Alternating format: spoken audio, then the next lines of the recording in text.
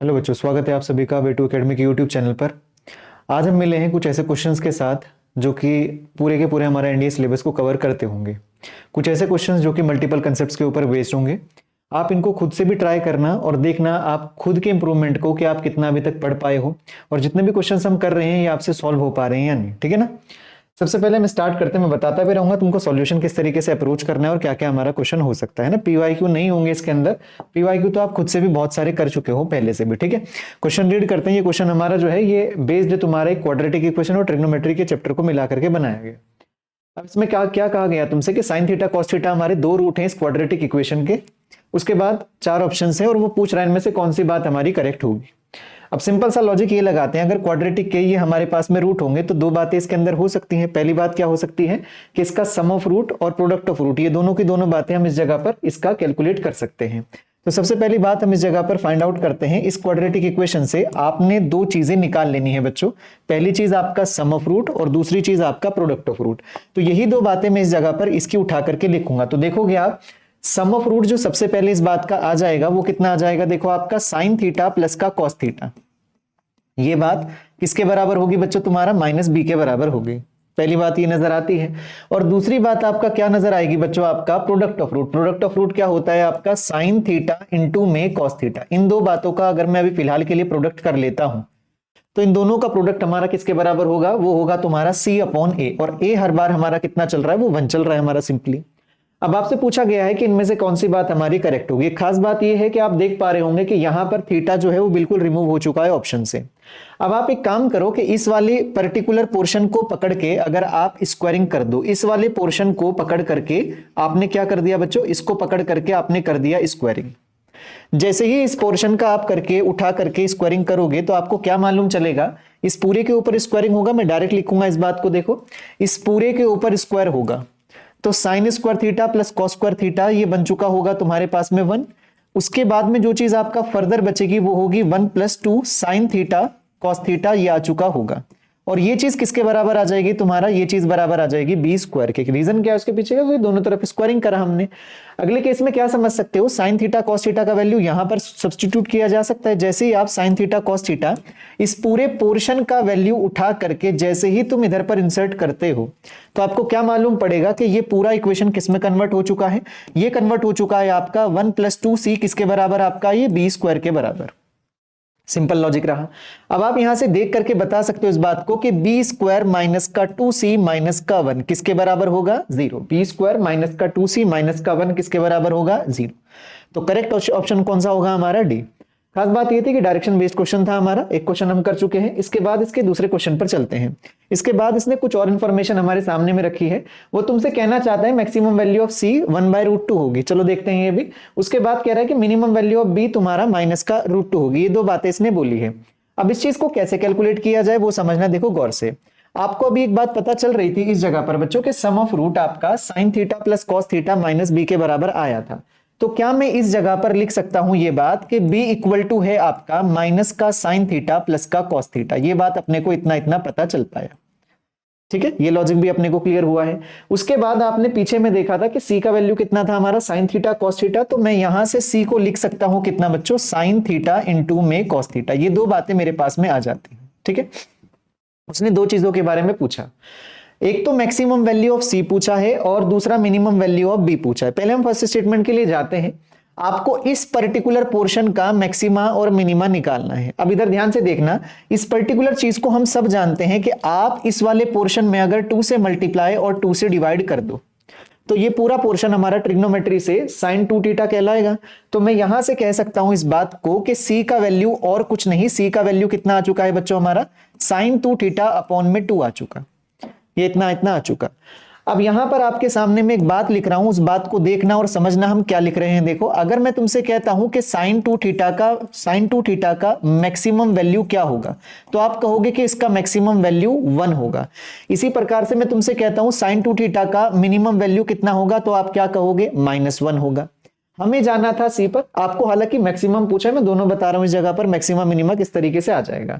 अब आप ये देखो, ये साइन 2 थीटा अपॉन में 2 लिखा हुआ है तो आप यहां पर इसको 2 से डिवाइड कर सकते हो और ये वाला भी पोर्शन आपने 2 से थ्रू आउट डिवाइड करके इसको दे दिया। जैसे ही आप इस बात को 2 से डिवाइड करोगे, ये इतना पोर्शन वापस से इतना पोर्शन क्या बना दे रहेगा तुमको c। तो आपको क्या मालूम चल पाया कि c का जो मैक्सिमम वैल्यू होगा वो आपका 1/2 होगा और जो आपका मिनिमम वैल्यू होगा वो -1/2 होगा। ये वाली चीज आपका मैक्सिमा को रिप्रेजेंट करती है, ये मैक्सिमम वैल्यू है आपका। अब बताओ वो तुमसे क्या कह रहा है, c का वैल्यू 1/√2 होगा। तो क्या c का वैल्यू 1/√2 है? नहीं, गलत हो गया ये स्टेटमेंट आपका। c का वैल्यू मैक्सिमम 1/√2 नहीं होगा, 1/√2 नहीं होगा, वो आपका 1/2 होना था। अब आते हैं हम आगे में। उसने तुमसे ये कहा मिनिमम वैल्यू ऑफ b का मिनिमम वो तुमसे पूछना चाह रहा है। अच्छा, क्या आप इस बात को जानते हैं? एक छोटी सी बात मैं तुमको यहां पर ऐड करके दे देता हूं यहां पे, कि आपका जो साइन थीटा, ऐसे लिख लो, अगर a sign theta plus minus b cos theta आपके सामने में आ जाए बच्चों, ऐसा कुछ आ जाए, इस बात का मैक्सिमा और मिनिमा आप बहुत ही आसानी से बता सकते हो। इस बात का जो मैक्सिमम वैल्यू होता है वो कितना होता है आपका? वो होता है √a² प्लस का b²। और आपका जो मिनिमम वैल्यू होता है इसका, वो कितना होता है आपका? वो होता है बच्चों माइनस का √a² प्लस का b²। सिंपल लॉजिक ये है हमारा।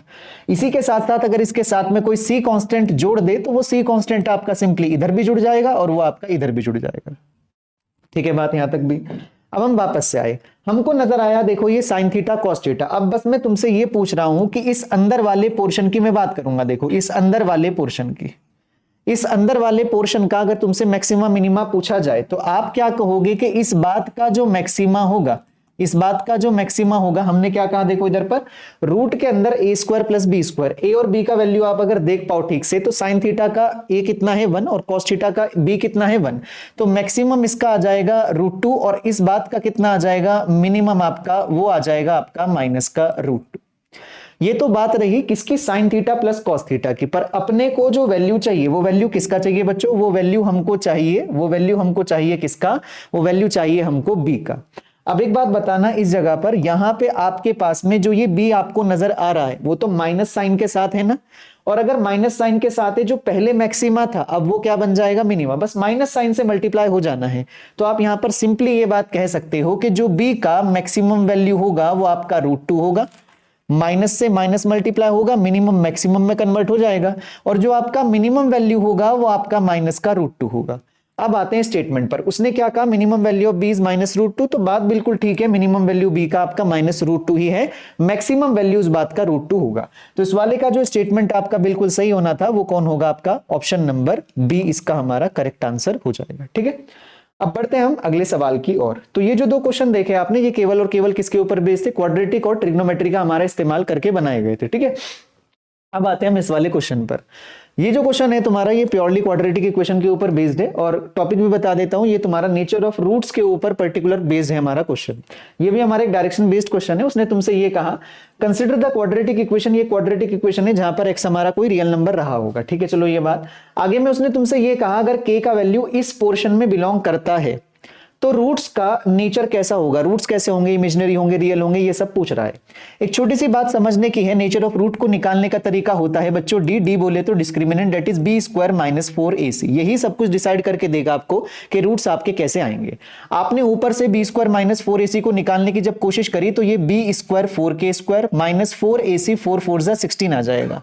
और फर्दर इसको कैलकुलेट करना चाहो 4, इसमें से बच्चों तुम कॉमन ले लोगे, अंदर क्या बचेगा? k² - का 4। एक और लास्ट स्टेप में मैं इसको थोड़ा सा इस प्रकार से लिख सकता हूं बच्चों, देखो k - 2 इंटू में कितना आ जाएगा तुम्हारा? k + का 2। ये वैल्यू इतनी रही। अब आप ये नोटिस करना, इसने k के लिए एक बाउंड्री लाइन अपने को दिया हुआ है कि k का वैल्यू -∞ से -2 बिलोंग करेगा और 2 से लेकर के इन्फिनिटी तक ये हमारा बिलोंग करेगा। आप ये देखो कि जो हमारा d निकला है, इस d के पर्टिकुलर रूट्स क्या क्या हैं? k की जगह पर 2 रखोगे तो भी 0 हो जाएगा, -2 रखोगे तो भी 0 हो जाएगा। कुल मिलाकर के ये बात मुझे यहां से पता चल रही है कि d का वैल्यू आपका 0 के बराबर तो नहीं है। d का वैल्यू आपका 0 के बराबर तो नहीं है, और अगर d का वैल्यू 0 के बराबर नहीं है तो रूट्स रियल और इक्वल नहीं होंगे। d का वैल्यू 0 होने से रूट्स इक्वल हो जाते थे, ये बात अपने को कंफर्म थी। चलो अब बढ़ते हैं हम आगे में। अगली चीज हमारे पास में बच जाती है, अब हमको एक बात नजर आई कि 2 से कोई बड़ा नंबर ले सकते हो या -2 से कोई छोटा नंबर। अगर बच्चों मैंने 2 से कोई बड़ा नंबर, कोई भी बड़ा नंबर 2 से 3, जैसे कि 3 उठा करके मैंने इस जगह पर सब्स्टिट्यूट कर दिया, मैं रखता हूं इधर पर 4 3 - 2 इंटू में 3 + 2। आप इसको कैलकुलेट करोगे तो 4 × 5 बैठेगा, ये 4 × 5 मल्टीप्लाई करोगे तो 20। तो 20 कैसा नंबर है आपका? वो एक पॉजिटिव नंबर है। जीरो कभी आएगा नहीं, हमेशा आंसर इसका पॉजिटिव आएगा। चाहे तो इसको कुछ भी वैल्यू रख करके चेक कर लो।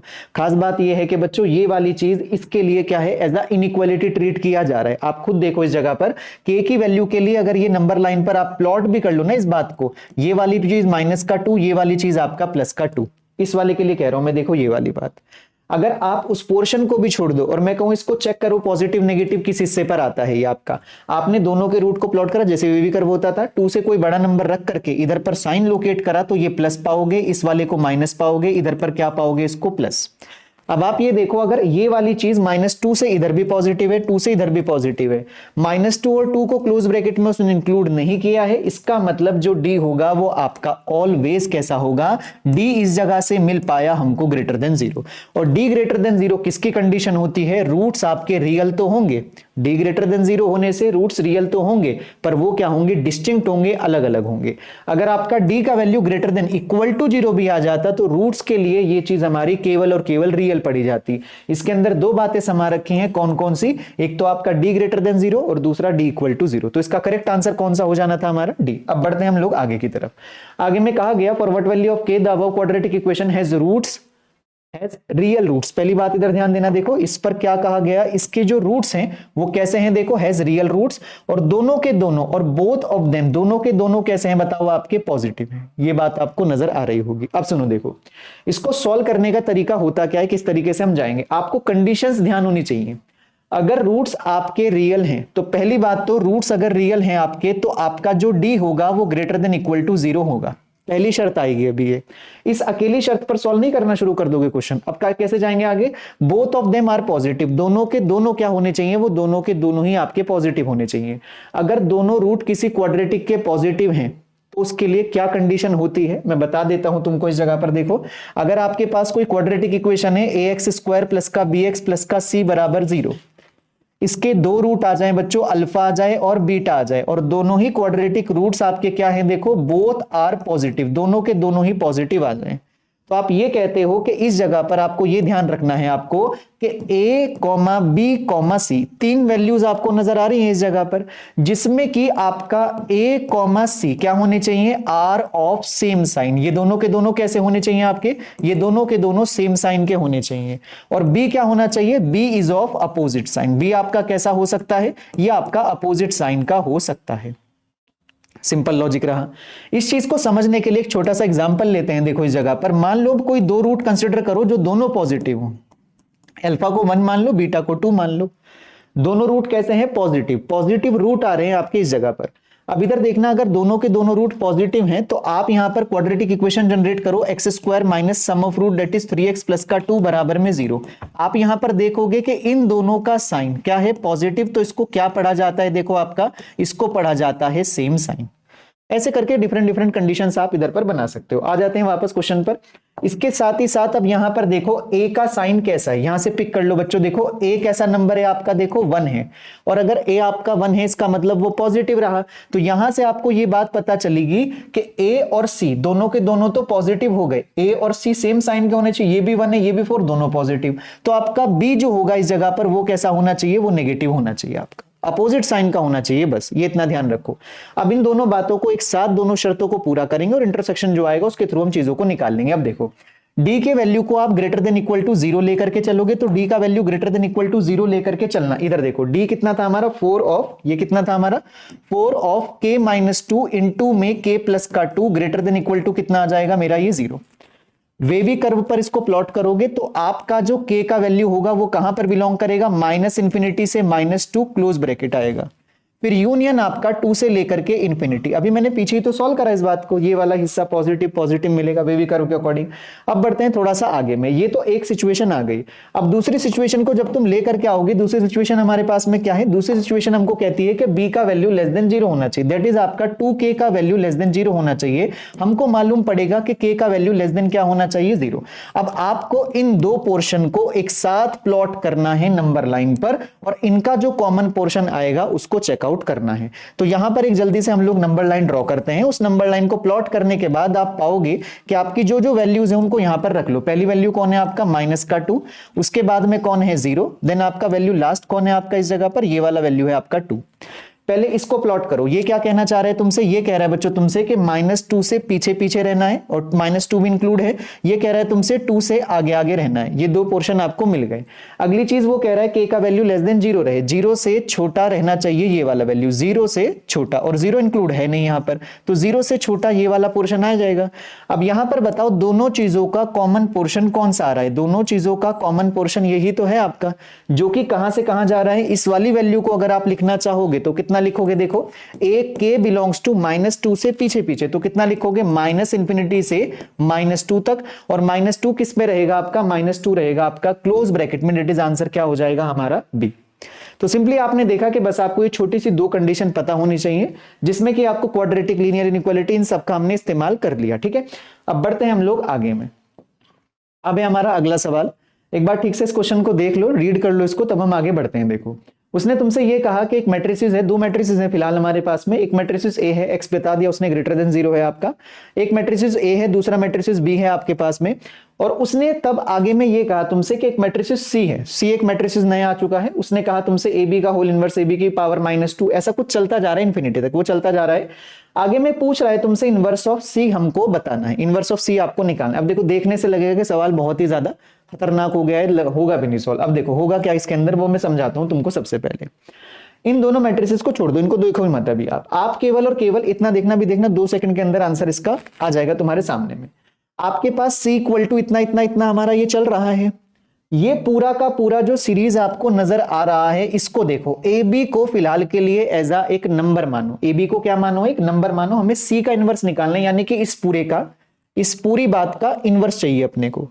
अब उस पूरी बात का इनवर्स निकालने का तरीका क्या बनता है वो मैं तुमको समझाने जा रहा हूं। देखो ए बी की पावर -2, ए बी की पावर -3, इस ए बी को एज एक नंबर मानो, तो आपको मालूम चलेगा कि ये हमारा पूरा का पूरा कुछ और नहीं है, ये क्या है हमारा एक इनफाइनाइट जीपी है। क्या है बच्चों, ये हमारा एक इनफाइनाइट जीपी के रिप्रेजेंट को करता है, सम को रिप्रेजेंट करता है। आप यहां पर इनफाइनाइट जीपी के फॉर्मूले को जानते भी हो, a/1 - r हमारा फॉर्मूला होता है। और अगर मैं जीपी का सम करने चला गया तो मैं c की वैल्यू को कितना लिख सकता हूं, c की वैल्यू को लिख सकता हूं मैं a का मतलब फर्स्ट टर्म होता है बच्चों। ये कितना बन जाएगा, a b की पावर में -1 अपॉन में 1 - r। आप यहां पर लिखने जाओगे 1 - r, कॉमन रेशियो निकालोगे इसका, a b की पावर में कितना आ जाएगा, -1 आ जाएगा, ये वाली वैल्यू। ठीक है, यहां तक इतनी बात। अब एक छोटी सी बात समझने की है, ये हमारा अलजेब्रा नहीं है जो कि आपके पास में सीक्वेंस सीरीज में हम लगा दिया करते थे।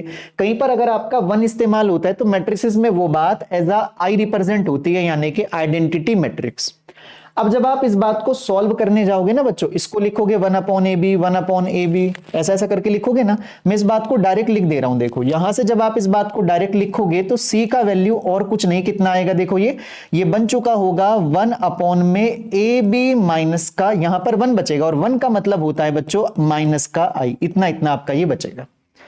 सिंपल लॉजिक ये भी रहा हमारा। अब मुझे एक बात बताना, अगर मैं तुमसे पूछूं कि c का वैल्यू क्या आएगा तो आप क्या कहोगे, ab माइनस i का होल इनवर्स। इस पूरी मैट्रिसेस को पकड़ करके हमने ऊपर रख दिया, तो आप देख पा रहे होंगे मैट्रिसेस से हम किसके थ्रू होते हुए गुजर रहे हैं, हम जीपी के थ्रू जा रहे हैं चीजों को लेके। अब आपको चाहिए था c का इनवर्स। c का इनवर्स कहने का मतलब c पर पावर वापस से एक बार और ले लो, यानी कि c का जब आप इनवर्स करोगे, किसी के इनवर्स का इनवर्स, आपको ये प्रॉपर्टी शायद पता हो कि a के इनवर्स का होल इनवर्स कितना होता है, आपका a होता है। तो मैं सिंपली इस बात को कितना लिख सकता हूं बच्चों, देखो ab माइनस का i, ये रहा बस।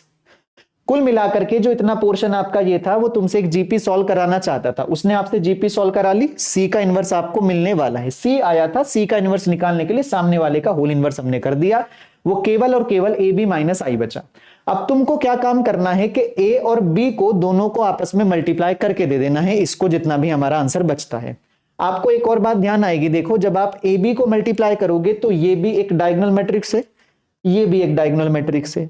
जब दो डायगोनल मैट्रिक्स को मल्टीप्लाई करते हैं तो केवल और केवल आपका जो मैट्रिक्स बनता है वो डायगोनल मैट्रिक्स ही होगा। तो क्या समझ आया, जब आप दोनों मैट्रिक्स को मल्टीप्लाई करोगे, करके भी देख लेना चाहें, ये वाला नंबर फर्स्ट एलिमेंट बनेगा, ये वाला नंबर जो मिड का है वो एलिमेंट बनेगा, और ये वाला नंबर मल्टीप्लाई करके थर्ड वाला लास्ट वाला एलिमेंट आपका बन जाएगा।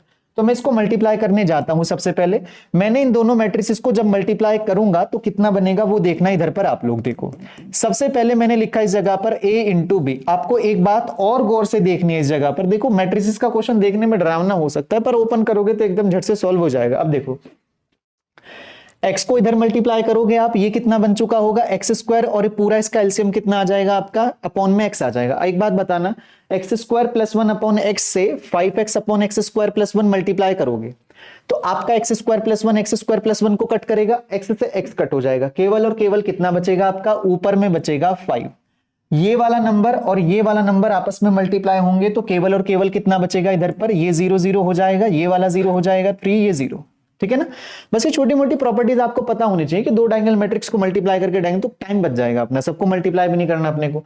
लास्ट वाले में 16 इंटू 1/4 करोगे तो ये चीज आपका 0 0 और ये चीज आपका 4, इतना इतना आ जाएगा। ये जो भी कुछ निकल करके हमारे सामने आया, ये कौन आया हमारा ए बी। अब हमको क्या करना है, इस ए बी में से केवल आई को घटा देना है। जब आप ए बी में से आई को घटा दोगे तो केवल और केवल आपका क्या बचेगा, सी इनवर्स आपका सामने आ जाएगा।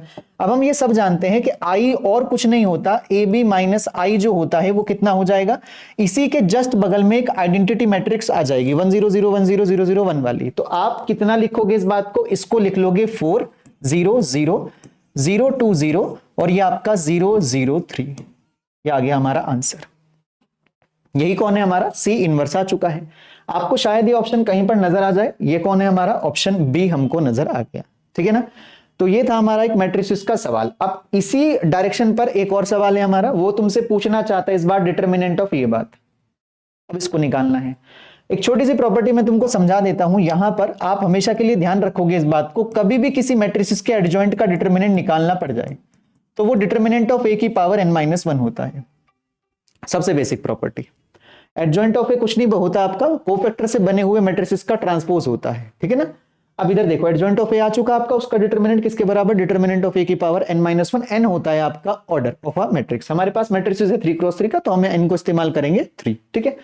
अब देखो इधर पर ये और कुछ नहीं है, मैं एक सिंपल भाषा में इसको और लिख देता हूं। ये लिखा हुआ है एडजॉइंट ऑफ √5 सी इनवर्स की वैल्यू का डिटर्मिनेंट पूछा हुआ है। आप इस अंदर वाले नंबर को कुछ भी मत सोचो, सी इनवर्स √5 कुछ भी मत सोचो, इसको एज एक नंबर सोचो, पूरा कैपिटल ए। अगर ये पूरा का पूरा कैपिटल ए होता तो एडजॉइंट ऑफ ए का डिटर्मिनेंट ऑफ ए की पावर n-1, कुल मिलाकर के ये वाला वैल्यू डिटर्मिनेंट ऑफ किसका, √5 सी इनवर्स का होल स्क्वायर आ जाएगा। ऐसा ऐसा कुछ।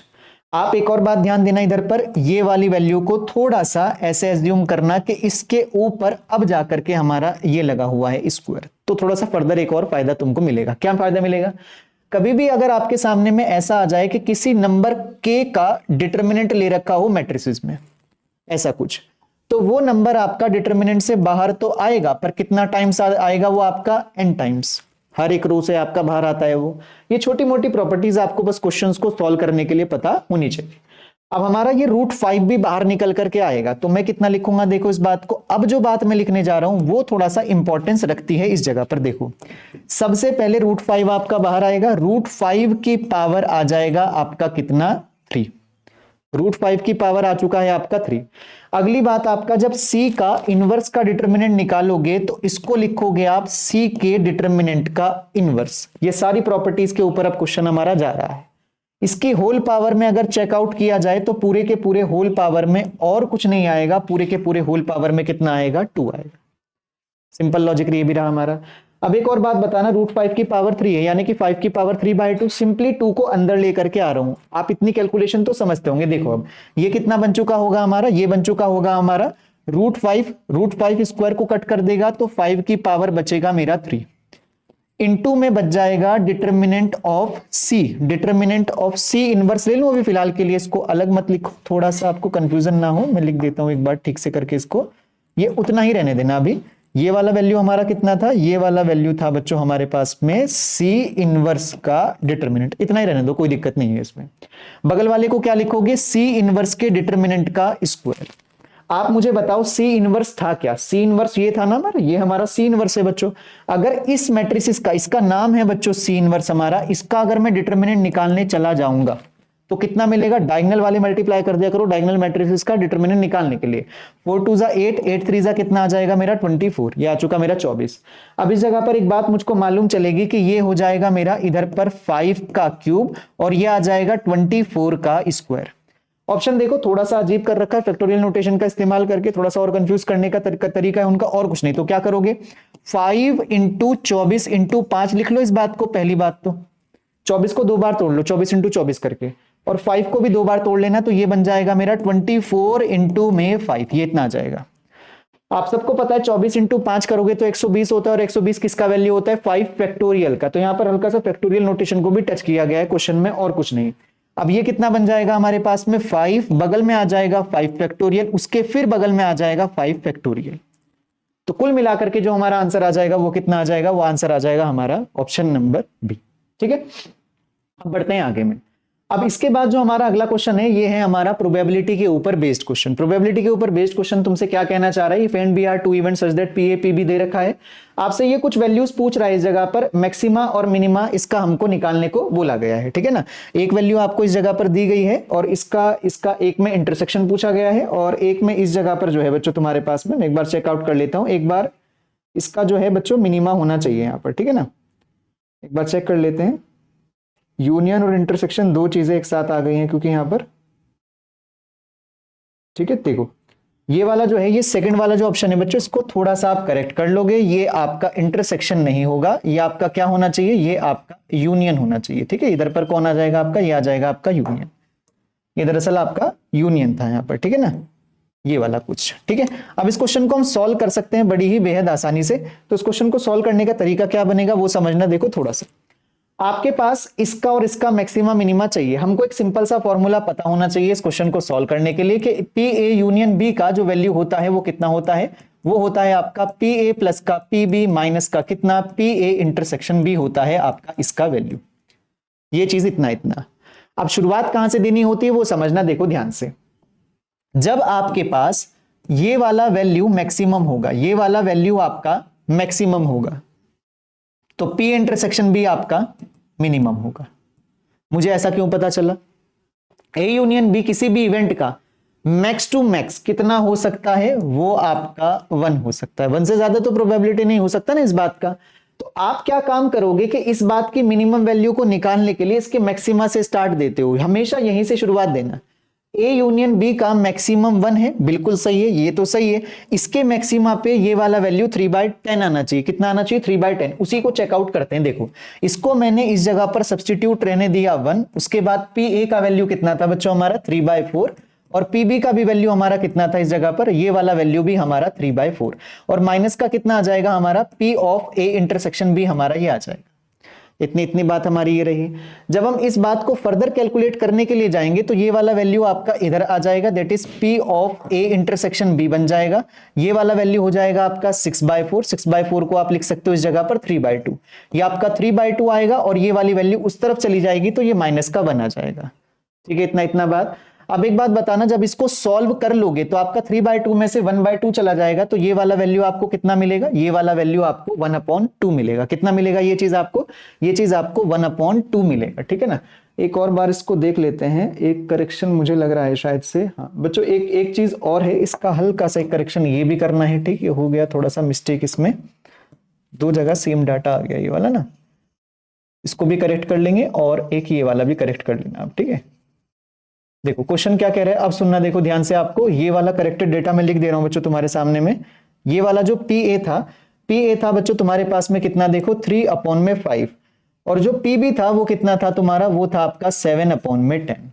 ठीक है ना, एक बार दोबारा पढ़ लेता हूं मैं एक बार पूरा क्वेश्चन। पी ए का वैल्यू 3/5, पी बी का वैल्यू 7/10, ये 3/10 है, और 3/5 7/10, और ये 1। ठीक है, अब कर लेते हैं इसको क्वेश्चनों को, क्योंकि डेटा वो सेम आ रहा था और कुछ नहीं है। ये भी क्वेश्चन ठीक है, बस क्वेश्चन जो फ्रेम किया गया था उसके ऊपर बता रहा हूं मैं, और कोई दिक्कत वाली इसमें बात नहीं थी। गलत हो जाता है स्टेटमेंट, कोई दिक्कत नहीं। देखो इस जगह पर आपके पास में ये 1 आ चुका, 1 को 1 रहने दो। पी ए का वैल्यू कितना है हमारा 3/5, पी बी का वैल्यू कितना है 7/10, और माइनस का कितना हो जाएगा तुम्हारा, ये P of A intersection B आ जाएगा ये।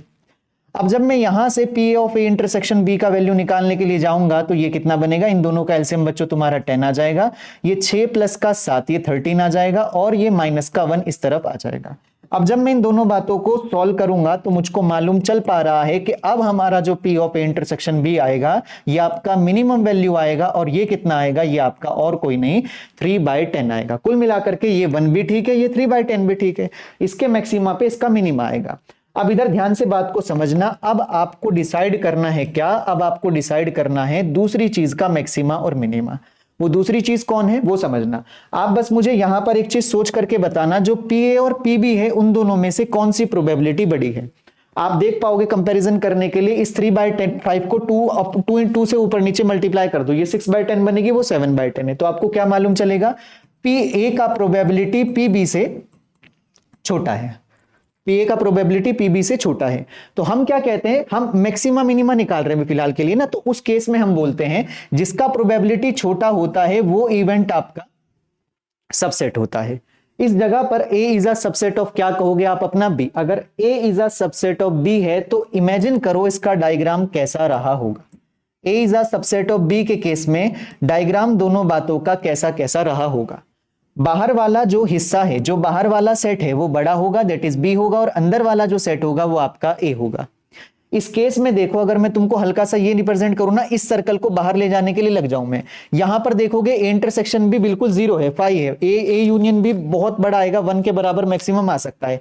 जैसे जैसे आप इसको अंदर ले जाने लग जाओगे, A इंटरसेक्शन भी आपका बढ़ने लग जाएगा और A यूनियन भी आपका कम होने लग जाएगा। इसी तरीके से हमको एक समय बाद ये चीज पूरा पोर्शन अंदर चले जाएगा। जब पूरा पोर्शन अंदर चला जाता है तो इस समय में ये जो डायग्राम आपका बना हुआ है, इस समय में आपका जो PA यूनियन B होगा वो आपका मिनिमम आएगा। क्या आएगा, वो आपका मिनिमम आएगा, और आपका जो P of A intersection B आएगा वो आपका मैक्सिमम आएगा। कितना आएगा, वो मैक्सिमम आएगा।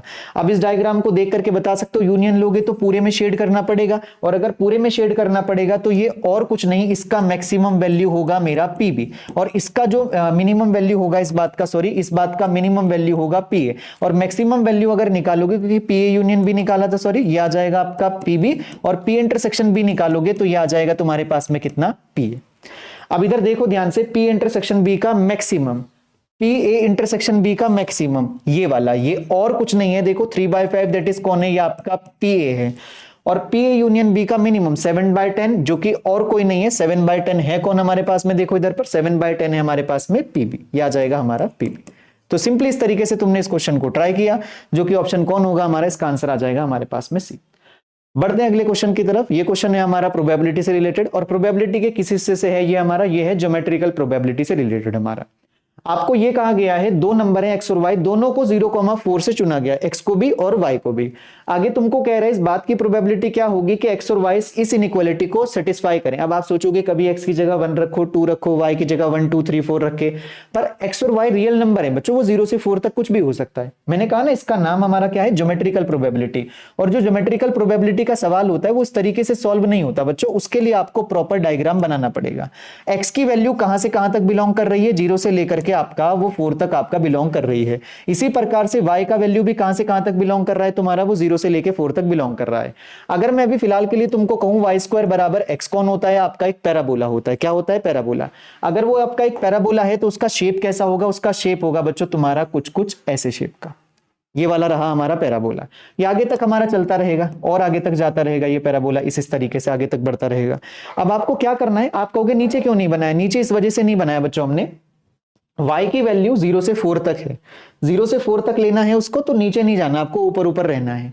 अब आप यहां पर देखो इनइक्वालिटी में ग्रेटर देन साइन किसके ऊपर लगा हुआ है, इनइक्वालिटी में ग्रेटर देन साइन आपका, ग्रेटर देन वाली बात जो मुंह खुला हुआ है वो x की तरफ है, यानी कि ये वाला पोर्शन आपका एज अ शेडेड एरिया के थ्रू बाउंड होगा। तो वो कैसे चलेगा वो समझना। देखो मान लो ये वाला हिस्सा और ये वाला हिस्सा, ये जो पिंक कलर से हम लोग शेड कर रहे हैं बच्चों, ये पिंक कलर वाला जो पोर्शन है आपका, ये पिंक कलर वाला और कुछ नहीं है, ये पिंक कलर वाला ही हमारा पूरा पूरा टोटल एरिया है।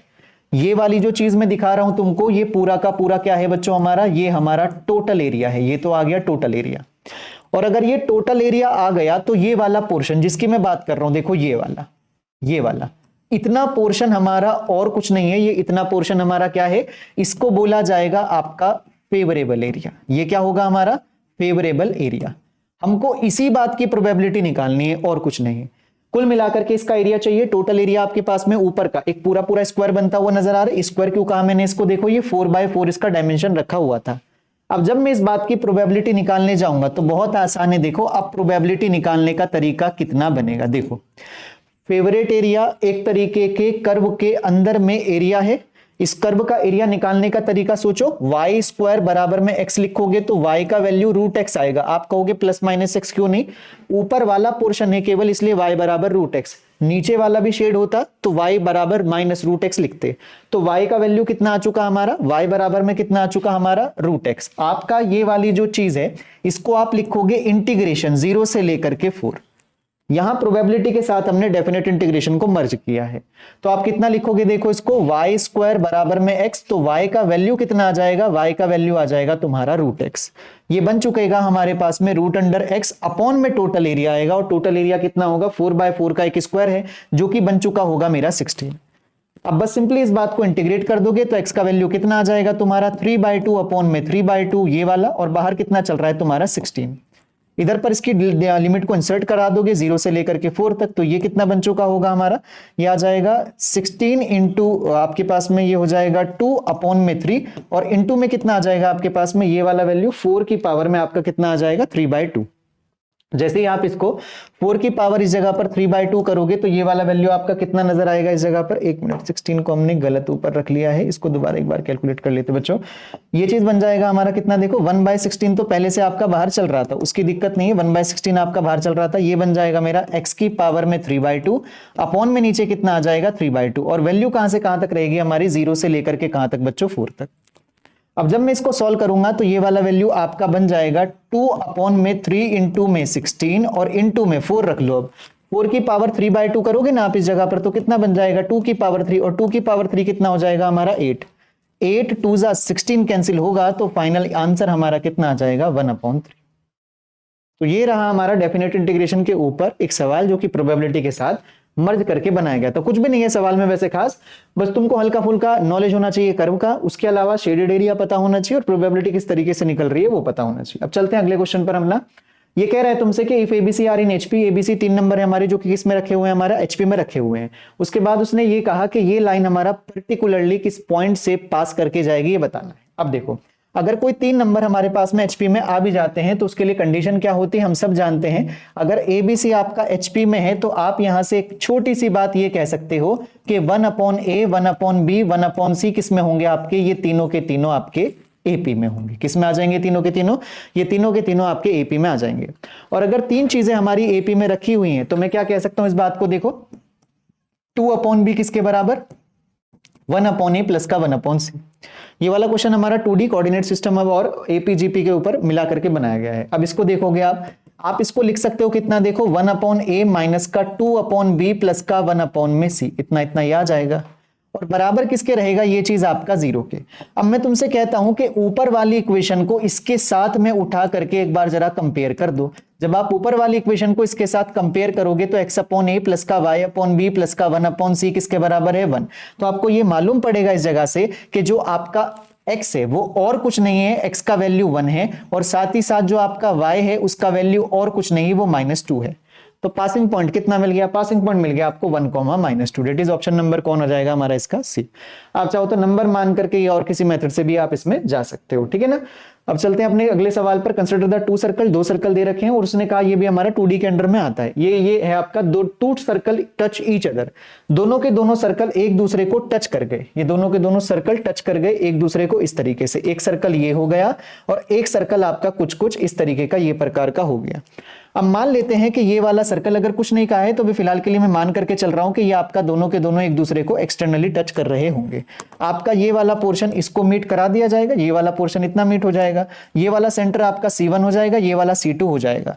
जो इसके लिए कंडीशन होती है वो कंडीशन क्या होती है वो मैं लिख देता हूं तुम्हारे पास में। कंडीशन होती है 2 सर्कल को एक दूसरे को एक्सटर्नली टच करने की कि C1 C2 के बीच का डिस्टेंस आपका R1 + R2 के बराबर होता है। अब ये 2-3 बातें अपने को जल्दी से निकालनी होंगी। इस वाले का अगर आप सेंटर निकालोगे C1 तो ये आपका माइनस का 2,0 आएगा। इस वाले का सेंटर निकालोगे आप C2 तो ये आपका 0, माइनस का 2 आएगा। साथ ही साथ दोनों बातों का अगर रेडियस भी निकाल लिया जाए, इस बात का आपका R1 आएगा √g² plus f² minus c, that is 4 minus का k आ जाएगा। इसी प्रकार से आप जब R2 निकालोगे तो ये भी आपका √4 माइनस का k आ जाएगा। इतना रहा। इस कंडीशन पर दोनों बातों को लाके रखते हैं। ये वाला डिस्टेंस आपका और कोई नहीं है, ये R1 है और ये वाला डिस्टेंस आपका R2 है। आप सबसे पहले C1 से लेके C2 तक के बीच का डिस्टेंस निकाल लो। ये -2,0 इधर x एक्सिस पे, वो वाला y एक्सिस पे 2, तो टोटल डिस्टेंस कितना हो गया? ये वाला डिस्टेंस आ जाएगा हमारा 4। किसके बराबर? √4 माइनस के और प्लस का √, कितना हमारा 4 माइनस का k। इतना अपने को ये वैल्यू मिल गया। अब बस सिंपली हमें क्या करना है, चाहे तो बाय ऑप्शन आप जा करके देख लो इस जगह पर कि कौन कौन सा वैल्यू हमारा इसको सेटिस्फाई कर सकता है। आपने जैसे कि इस जगह पर दोनों तरफ आपने उठा करके इसका स्क्वायरिंग कर दिया तो 16 बराबर में कितना हो जाएगा? ये बन जाएगा 4 माइनस का k प्लस का 4 माइनस का k प्लस का कितना आ जाएगा हमारे पास में? ये 2 कितना आ जाएगा? 16 माइनस का k²। ये इतना हमारा बन चुका। अब फर्दर अपने को क्या करना है इस जगह पर? अब इसकी जब वैल्यू को कैलकुलेट करोगे तो ये कितना बन जाएगा वो देखना आप इस जगह पर। सबसे पहले इसको लिख लेता हूं मैं, 16 बराबर में 8 माइनस का 2k प्लस का 2 कितना आ जाएगा? 16 माइनस का k²। इतना ये बन गया हमारा। अब फर्दर क्या करोगे? 8 में से ये जाएगा आपका इतना, इसको इधर ला करके लिख लेता हूं मैं। ये बन चुका होगा आपका कितना? देखो 2 से भी कैंसिल कर लेना बाद में। ये बन जाएगा आपका 8 और ये इधर आ जाएगा तो प्लस का 2k बराबर में किसके? आपका 2 आपका 16 माइनस का k² के। ठीक है, यहां तक भी 2 को कॉमन पकड़ो। कॉमन लेने के बाद ये कितना बन चुका होगा आपका? कॉमन लेने के बाद ये आपका आ जाएगा 4 प्लस का k बराबर में किसके? 2 से 2 कट गया था क्योंकि, तो ये √, कितना आ जाएगा? 16 माइनस के k² के बराबर आ जाएगा। सिंपली यहां तक भी ठीक है ये हमारा। अब फिर फर्दर दोनों तरफ आप स्क्वायरिंग कर दोगे तो ये बनेगा आपका 16 प्लस का k² और प्लस का कितना आ जाएगा तुम्हारा? ये 8k किसके बराबर आ जाएगा? 16 माइनस के k² के बराबर। तो मुझे क्या पता चला? 16 से 16 मेरा कैंसिल हुआ, k² को पकड़ के इधर रख दोगे तो ये बन चुका होगा 2k², ये इधर आ जाएगा आपका और ये कितना बन जाएगा आपका? प्लस का 8k किसके बराबर? आपका 0 के बराबर। ठीक है, इतनी बात यहां तक है। अब यहां पर जब आप इस बात को सॉल्व करोगे तो k की वैल्यू 2k को कॉमन ले लेना, अंदर कितना बच जाएगा आपका? k-4 बराबर में 0, k+4 बराबर में किसके? 0 के। आपको दो वैल्यूज मिलेंगी, या तो k का वैल्यू 0 होगा या फिर k का वैल्यू आपका -4 होगा। कितना होगा आपका दूसरा वैल्यू? k का वैल्यू दूसरा -4 होगा। और इस जगह पर थोड़ा सा बच्चों ऑप्शन में एक जगह पर बस करेक्शन कर लेना। इस जगह पर ये 4 नहीं होना था, ये कितना होना था? ये वाला ऑप्शन आपका जो होना था सही, वो होना था आपका -4। कितना हो जाएगा ये वाला ऑप्शन आपका? ये वाला ऑप्शन आपका -4 हो जाएगा। इसीलिए वो एकदम से ऊपर नहीं दिख रहा था, हल्का फुल्का एक जो जगह अगर करेक्शन होगा तो थोड़ा बहुत देख लेना उसको। ठीक है, तो k का वैल्यू जो इस जगह पर आएगा, अगर ऑप्शन एकदम से दिख जाते तो वहां पर इतना सॉल्यूशन करने की जरूरत नहीं पड़ती। तो अभी फिलहाल के लिए आंसर कितना मार्क करोगे आप? k की वैल्यू को -4। अब जल्दी से चलते हैं, और इतना कैलकुलेशन करने की कोई खास जरूरत नहीं है, अगर ऑप्शन से चले जाओगे तो वो ज्यादा सूटेबल रहेगा। ठीक है, अब देखो लास्ट सवाल पर चलते हैं जल्दी से। The circle two circle cut each other at 2 distinct point. अगर दोनों के दोनों सर्कल एक दूसरे को क्या कर जाए बच्चों? ये दोनों के दोनों सर्कल एक दूसरे को इस तरीके से ये कट कर जाएं। अगर दोनों के दोनों सर्कल एक दूसरे को ये कट कर गए तो आपके लिए क्या कंडीशन होगी? उसके लिए सोच लेते हैं जल्दी बातों को। आपके पास दोनों के बीच का सेंटर और दोनों के बीच के रेडियस में क्या रिलेशन होगा? देखो, ये वाला सेंटर आपका और कोई नहीं है C1 होगा, ये वाला सेंटर आपका और कोई नहीं है आपका C2 होगा। इस तरीके से ये वाली चीज। एक और बात, आपका अगर रेडियस मार्क करा जाए तो ये वाला रेडियस आपका R1 होगा और ये वाली चीज आपका रेडियस आपका R2 होगा।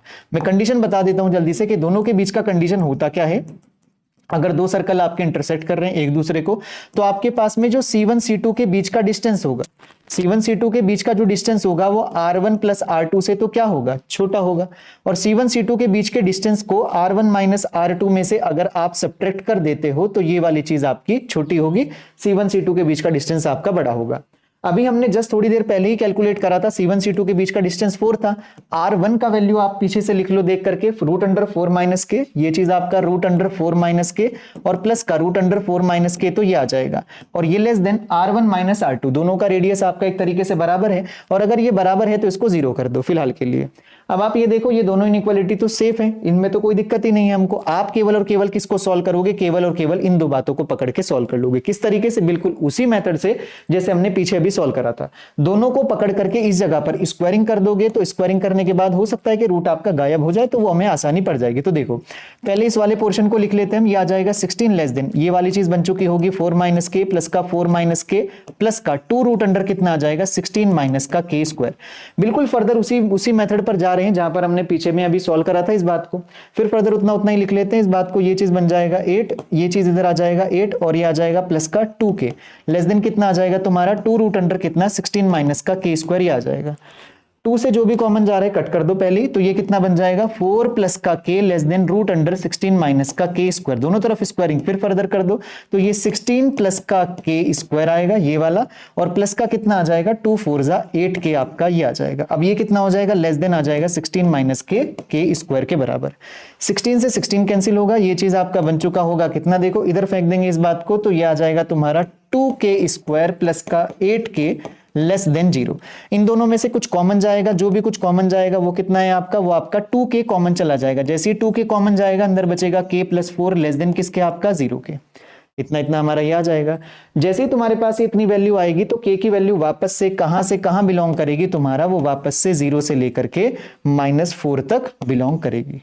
0 से लेकर के कहां तक बिलोंग करेगी तुम्हारा, वो 0 से लेकर के -4 तक बिलोंग करेगी। आप इधर पर भी ऑप्शन देखोगे तो 0 से लेकर के 4 तक लिखा हुआ है, उधर -4 मान करके चलना। थोड़ा सा करेक्शन लग रहा है इस क्वेश्चन में और कुछ नहीं, ठीक है ना। बस इतना इतना रहता है हमारा स्ट्रेट लाइन के अंदर में, ठीक है। तो जितने भी हमने क्वेश्चन अभी फिलहाल में ट्राई करे हैं, उम्मीद करता हूं तुमने काफी कुछ इससे सीखा भी होगा और एंजॉय भी किया होगा, ठीक है ना। बाकी अपनी प्रिपरेशन को कंटिन्यू रखिए, जल्द ही मिलेंगे हम लोग एक इसी तरीके की सीरीज के साथ। जय हिंद।